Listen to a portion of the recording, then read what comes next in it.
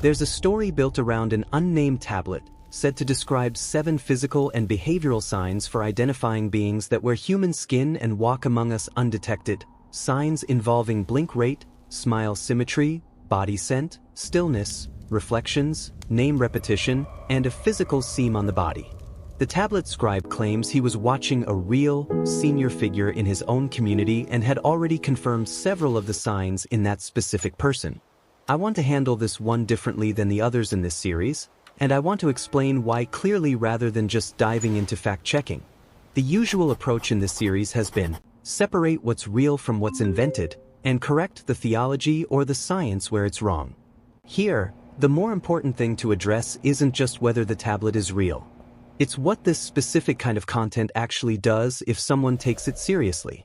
First, the standard accounting. There's no locatable tablet, no named museum, no named Dutch research team, and no verifiable translation behind this claim. The same unverifiable by design pattern we've flagged throughout this series.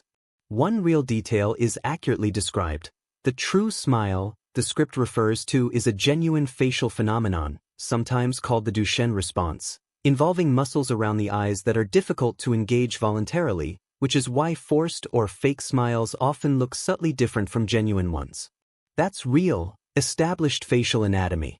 Everything else, blink synchronization as a marker of inhumanity, body odor as evidence of unlived-in tissue, stillness as evidence of a non-human nature, reflection discrepancies, name repetition testing, and a physical seam at the ear, neck, or wrist, has no basis in any real science or documented ancient text. Here's the part one want to be direct about. This piece isn't just describing an old legend, it's built as a working checklist, explicitly instructing the listener to watch specific people in their own life for these signs, including the suggestion to test family members, co-workers, or neighbors by asking them to repeat their name 3 times, or by observing them when they don't know they're being watched. I'm not going to reproduce that checklist framed as something to actually try on real people, because normal human variation already includes different blink rates, asymmetrical smiles, natural body odor, moments of genuine stillness, and imperfect reflections in disturbed water. None of that is unusual, and treating it as evidence that someone close to you might be an inhuman imposter wearing their skin is a genuinely risky idea to plant in someone's mind, not just an inaccurate one.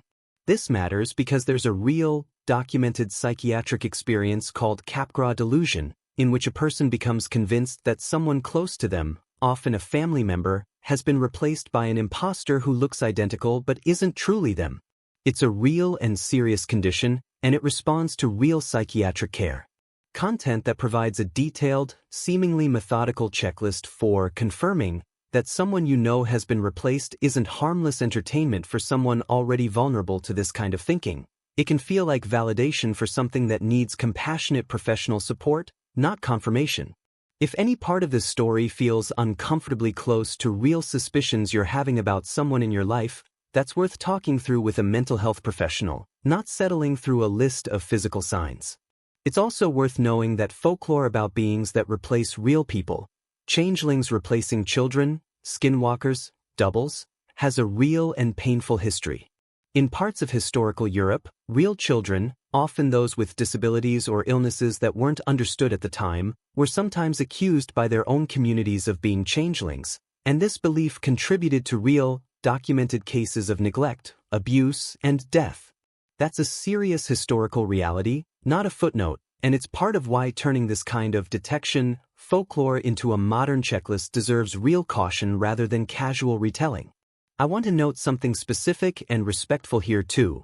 The Navajo skinwalker tradition is a real, significant part of Navajo spiritual and cultural belief, and many Navajo people have spoken publicly and directly asking that this specific tradition not be sensationalized, commercialized, or flattened into generic, ancient legend content by people outside the culture. Folding it into a comparative list alongside Scandinavian and British folklore, as this piece does, treats a living, culturally sensitive tradition as interchangeable content rather than engaging with it on its own terms and with the respect its own community has asked for. There's a point worth raising from Islamic teaching here too, since it applies directly to what this piece actually asks the listener to do. The Quran instructs believers directly, avoid much negative assumption. Indeed, some assumption is sin, and do not spy on one another. A piece of content whose central instruction is to closely watch the people around you, co-workers, neighbors, even family, for secret signs that they aren't who they appear to be is, in a very literal sense, encouraging exactly the kind of baseless suspicion and surveillance of others that this teaching warns against. So where does this leave us? With one real, accurately described piece of facial science, the Duchenne response, and a set of invented markers built into a checklist explicitly meant to be applied to real people in the viewer's own life. Given the real risk of feeding paranoid thinking, the documented historical harm connected to changeling detection beliefs, and a living tradition that deserves to be engaged with respectfully rather than flattened into generic content, I'm not going to present the 7 markers here as something worth trying out on the people around you.